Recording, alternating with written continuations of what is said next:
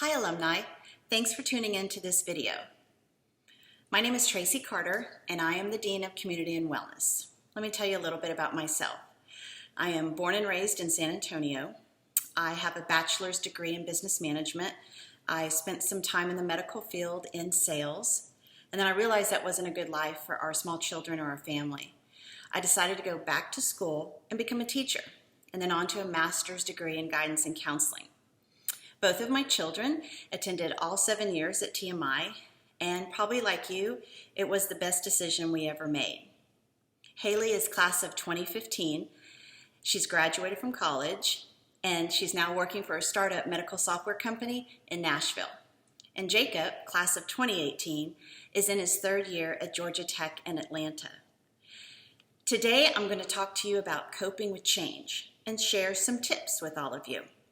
Let's start with a few definitions. It's kind of like being back in school. Generally, there are two types of coping: escape coping and active coping. You can probably figure out which one is better.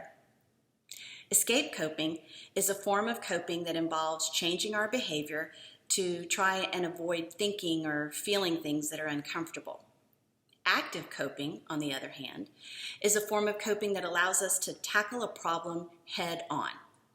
This approach is healthier because you're addressing the stress rather than avoiding it. Ultimately, the most important thing to do to cope with change, regardless of where it is at, is to acknowledge it. Recognizing and accepting change is one of the first steps towards managing it. Does anybody like change? Are you afraid of it? Many people are, and that's okay. But it's how we cope with that change and how we truly let it affect us. Tips I want to share with you today can apply to coping with change either within your family, your job, or even coping with the change associated with the pandemic. My first tip is to educate yourself, whether that's a new position that you've recently been hired for, whether it's a virus, whether it's new responsibilities within your home, maybe a new child has been born and that has created a little bit of change.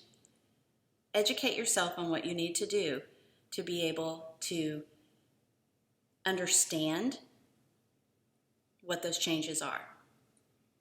Stop worrying about things out of your control. If you have to, make a list. What am I in control of and what do I not have control of? Sometimes even just a simple task as writing it down can help alleviate some of that worry. Focus on the positives and not the negatives. For me, that was having my son Jacob home for the last 6+ months. We got to have dinner almost every night. We got to just hang out, to talk face to face. I cherish that time so much, and I'll probably never have it back. So focus on the positives of what change is bringing for you. Find things that feel comfortable. Maybe you haven't read in a long time and that really makes you happy. Maybe talking on the phone. Maybe being able to stay home in your Zoom outfit, on top and shorts on the bottom.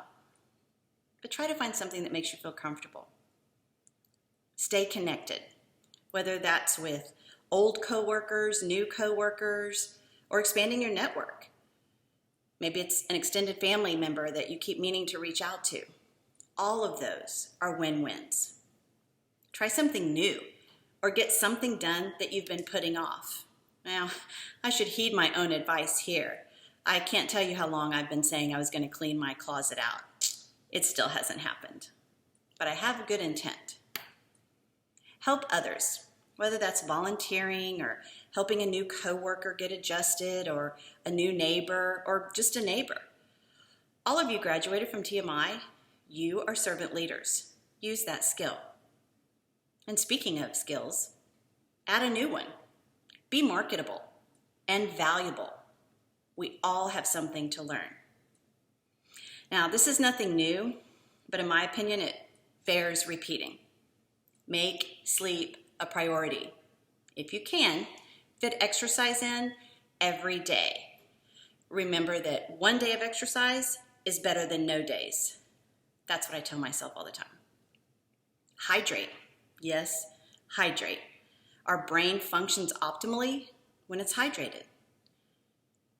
Sleep, exercise, and hydration all play into your ability to cope with the change that is put before you. If the worry and the stress escalate, redirect your attention. Being flexible with your day as much as possible can really help alleviate some of that stress.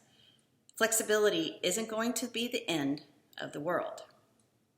Keep an eye out for your should and shouldn't statements. Sometimes your thoughts aren't always accurate, and redirection is a super positive tool. I think someone really knew what they were talking about when they said laughter is the best medicine. Did you know that laughing releases endorphins? Did you know that it stimulates circulation? Laughing can decrease our stress-making hormones and actually reduce the effects of stress. So make sure you, your family, and those around you laugh every day. You are more than your worth, your title, your efforts, and your checklists. Don't forget to explore the other parts of you. Practice this and help others by changing up your conversations. Instead of asking what someone does for a living or what did you get done today, how about what's on your bucket list? Or what do you like to do for fun? Lastly, remember to not compare the struggles and successes of one situation to another. Things change, but you don't need to let that change define you, your future, or your happiness. If you have any questions or you want to talk about this topic, you certainly know where to find me. I hope you continue to embrace change. Have a wonderful rest of your day.